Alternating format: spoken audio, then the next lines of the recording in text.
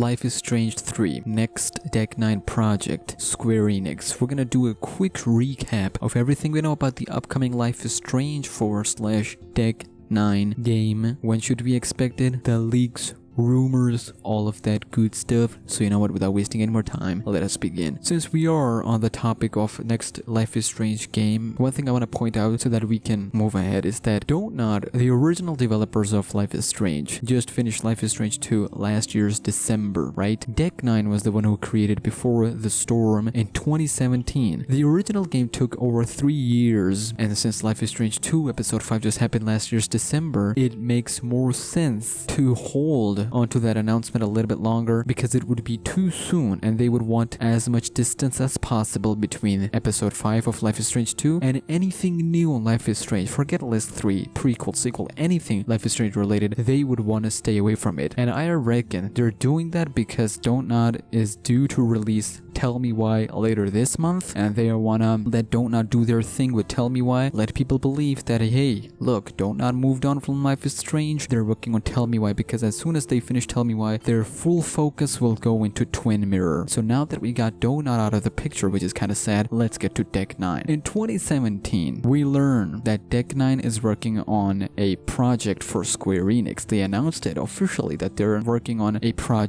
big project for Square Enix. Square Enix own Life is Strange franchise. DONTNOD doesn't. They're the original developers. It is very possible for Square Enix to toss between DONTNOD and Deck 9 to see which developer does successful stuff with the franchise. It is a really valuable franchise for Square Enix as well. Then we learn in July 2017, that Deck 9 is working on an undisclosed AAA title. Yes, ladies and gentlemen, that AAA title is for Square Enix that we know has been in work from 2017. The undisclosed AAA title started in July 2017. It would make sense for them to announce it either late 2020, like very, very late 2020, or early 2021, possibly early 2021, if they want to announce it in this way, that whatever project or whatever teaser you're about to see, the game is still in development. You know how the reveals goes around left and right. So now that we got one thing in specific, that Deck 9 is working on something, now let's shift our gears and let's try to connect them with a Life is Strange 3. Now you all remember the first time I make a Life is Strange 3 video, I showed a leak from Reddit that showed that Life is Strange 3 is supposedly in the works for Square Enix. They talked about how it would be 4 episodes, new powers, which we'll come to just a second, and the thing that made many people raise their eyebrows is that it would be made in Unreal Engine 5, but that thing kind of made people like, are we sure about this? We're not really sure, so they dismissed it completely. Then I found this article, pixelnerd.net.br, and they had some really interesting stuff to say. They said that in another post on Reddit, players commented on what power they think would be in focus in Life is Strange 3. Some suggestions involved mind reading, premonitions, changing bodies, turning into animals, and generating illusions. Now that may sound hilarious, but the first one of mind reading, that actually goes head to head with another leak that we saw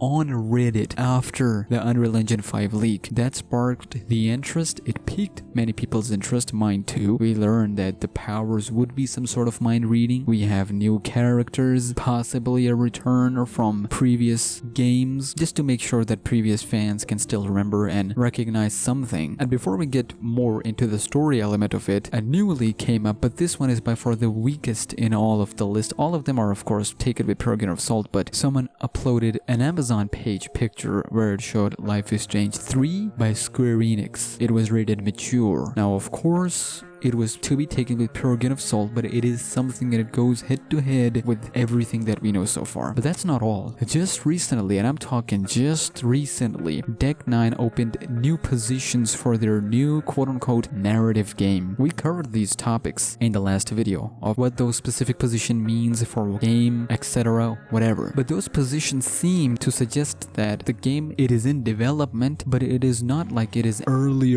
in development. It's like whatever they're working on, they're now going to the next phase of focusing whether they're ready to talk about it or show anything. Then we move on from that to Square Enix. Square Enix said that over the next few months, few new games announcements will happen and many events passed by, went by, nothing happened. People are still hopeful for the new Gamescom and their other summer gaming festivals that are still yet to come in 2020. But to put it all into perspective, the thing that we're missing here is that it isn't about Life is Strange 3. 3 doesn't matter. Life is Strange 1, Life is Strange Before the Storm, Farewell, I take Farewell and Before the Storm, two completely separate games. I'll tell you why. Life is Strange 2. You see the difference here? Life is Strange 1, then Life is Strange 2 by DONTNOD. But Deck 9 handled prequel and the Farewell DLC, of course. The reason I found both of them completely different is they both hit different feels. One is about Max and Chloe, the other is about Rachel and Chloe, and other characters from Arcadia Bay. The Before the Storm